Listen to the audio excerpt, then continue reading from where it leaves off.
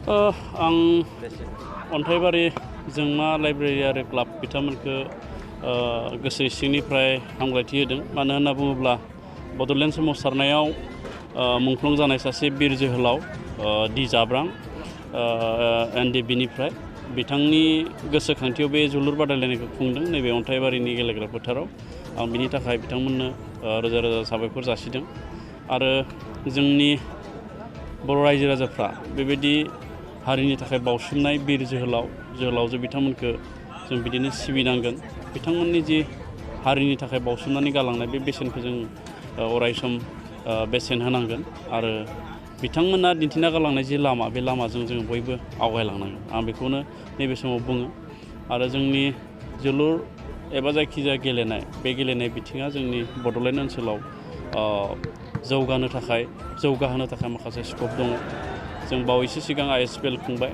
बे ISPL खुंनायनि गेजेरजों आङो फोथायदों जोंनि बड'लेण्ड ओनसोलनि जि गामि गफायाव थानाय रायजो राजाफोर बिथांमोनाबो गेलेनायनि फारसे एसे सांग्रांथिखौ मोनदों एबा गेलेनो थाखाय एसे थुलुंगा मोनदों। मानो होननानै बुङोब्ला जोंनि गाहायै जोंनि जोलुर गेलेनाया जोंनि बड'लेण्ड ओनसोलनि मोनसे नेसनेल लेभेलसिम एबा हादोरनाङारिसिम सहैनायनि मोनसे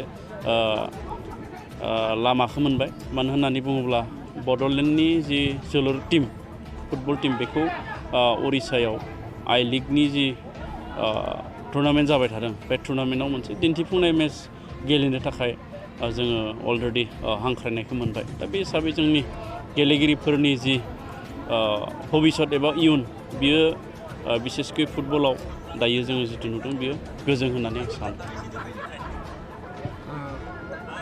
बिटिआरनि सा ओनसोल हिसाबै बे ओनसोलनिफ्राय गोबां लाइमोनफोर गेलेनाय बेलायावहाय गोबां लाइमोनफोर ओंखारो, गोरोंफोर ओंखारो, खिन्थु गोजौ माबासिम थांनो थाखाय लेभेलसिम थांनो थाखाय माखासे स्कपफोरखौ मोना। बिनि सायाव माबा मोनसे बेनो जोंनाव बिसेसकै ट्राइबेल हारि एबा जों बर'फोरनाव गासैबो गेलेनायखौ गेलेनो हानायनि जि हाथि एबा एबिलिटि बेयो जोंनाव दङ। नाथाय जोङो स्कप आरो स्पेस जों बेखौ मोनैनि थाखाय जोंनि गेलेगिरिफ्रा गोजौसिम दावखोलांनो हाया आरो बेखायनो जोङो ISPL बायदि मोनसे प्लेटफर्मखौ जोङो बानायदों आरो फैबाय थानाय समाव जोंनियाव मोनसे सानखांथि दङ, सिन्था सारसा दङ जे नेसनेल गेमफोर बायदि जोंबो काउन्सिल टुर्नामेन्टजों बा काउन्सिल गेमजों खुंनो हायो नामा आरो बे काउन्सिल गेमाव जोङो गासैबो इभेन्टखौ जोङो लाफानानै बे गेमखौ जों खुंनो हायो नामा बेखौ जोङो नायबाय थादों।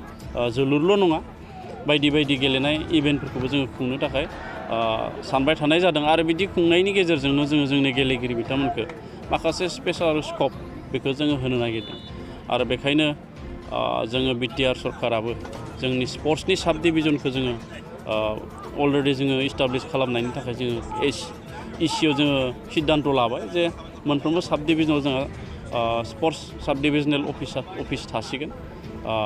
ओरैनो DSOल' जोङो थायो, DSO अफिसल', नाथाय साब डिभिजनाव जोंहा स्पर्ट्सनि थायामोन। जों बेखौ थांनाय समाव जों इसिआव डिसिसन लादों आरो बेखौ जोङो थाबैनो मावफुंगोन आरो बेखौ जुदि मावफुंनो हायोब्ला निस्सय सरकारजों गेलेगिरि एबा क्लाबफ्रा सोमोन्दोआ थोंजों जागोन आरो माखासे स्कप जों लानो हागोन होननानै आं सानो।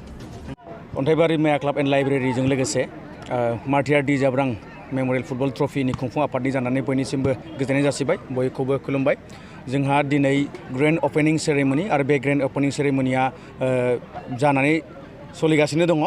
जोंनि जे मानगोनां आलासि, गाहाय आलासि महरै लेंहरदोंमोन मानगोनां स्पर्ट्सनि EM दावबायसा बर' बिथाङा जोंनि गेजेराव दंफैयो आरो बेजों लोगोसे XNDB इउनाइटेड फरामनि गोबां सोद्रोमाफोर दंफैयो आरो बेजों लोगोसे मार्टियार दि जाब्रांनि न'खरनि बिब'फोर, बिदाफोर, फंबायफोर आरो फिसौफोर दंफैयो। बेजों लोगोसे गोबां जोंनि गेजेराव माननि आलासिफोर नुजाफैदों। बिथांमोननि नुजाफैनायजों जोंनि दिनैनि हाबाफारिया जोबोद मोजाङैनो दाहालागि गेजेर नांबाय सोलिनानै आरो बेजों लोगोसे जोंनि गेजेराव गोबां जाय रिंगु दामसाफोरखौ जों लिंहरदोंमोन, हांख्रायहरदोंमोन प्रग्रामखौ मेहेरगोनां खालामनो थाखाय, बिथांमोना नुजाफैनानै जोंनि गेजेराव गोबां मेहेरगोनाङै बे प्रग्रामखौ खुंफुंनायाव हेफाजाब खालामबाय। बेनिखायनो बयखौबो हामबाय होदों।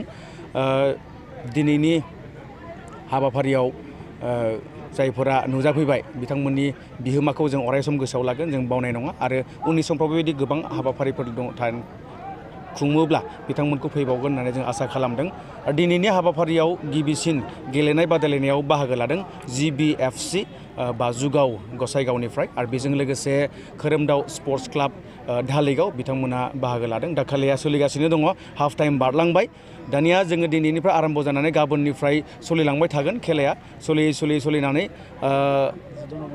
16 नभेम्बराव जोबथा जाहैगोन। फाइनाल खेला 16 नभेम्बराव जोबथा जाहैगोन आरो बे फाइनाल खेलनि देरहागिरिया 60,000 रां आरो जेननाया 30,000 रां ट्रफिजों लोगोसे मोनगोन। बेजों लोगोसे दङ बेस्ट प्लेयारनि मोनसे ट्रफि दङ, बेखौबो गथायनाय जागोन। बेजों लोगोसे 15 नभेम्बराव वमेन फुटबल कम्पिटिसन एक्जिबिसन बे दङ। बे वमेन फुटबल कम्पिटिसनाव बाहागो लागोन Mazbat health club women football team आरो बेजों लोगोसे क'क्राझार साइ फुटबल टीम वमेन टीम बिथांमोना बे बादायलायनायाव बाहागो लागोन। बेनिखायनो दोलै नोगोरै साफ्रोमबो स्पर्ट्सखौ मोजां मोनग्रा आरो जोलुर जोनाय बादायलायनायखौ मोजां मोनग्रा रायजो राजाफोरनिसिम खावलायहरनाय, बयबो जेन बै 15 थारिखआव जानो गोनां वमेन फुटबल कम्पिटिसन आरो बे कम्पिटिसनाव नुजाफैनो थाखाय बयखौबो खावलायहरनाय जाबाय। लोगोसे फाइनालावबो दोलै नोगोरै फैनानै बे हाबाफारिखौ जाफुंहोनो खावलायनाय जाबाय। हामबायसै, गोजोन्थों।